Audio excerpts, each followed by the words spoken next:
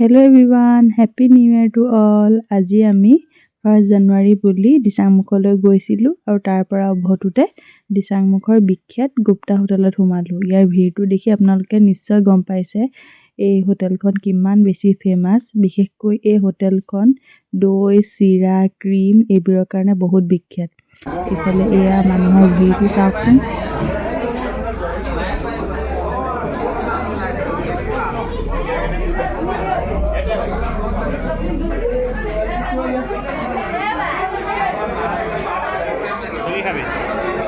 হেৰি আনকাল হাৰি দি আজি মই দিছিলোঁ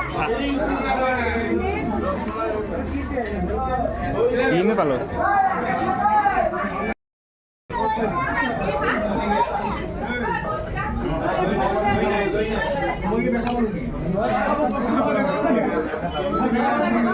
আমি খালো ক্ৰীমৰ লগত গুড় আৰু চিৰা আৰু ৰসমলাই। খাবলৈ যে ইমানেই টেষ্টি আছিলে নহয়, কি কম আপোনাক, ক'বলৈ ভাষা নাই।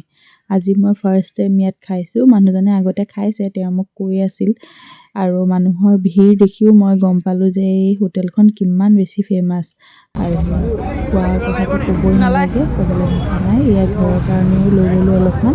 আজিলৈ আহিছোঁ, বাই বাই।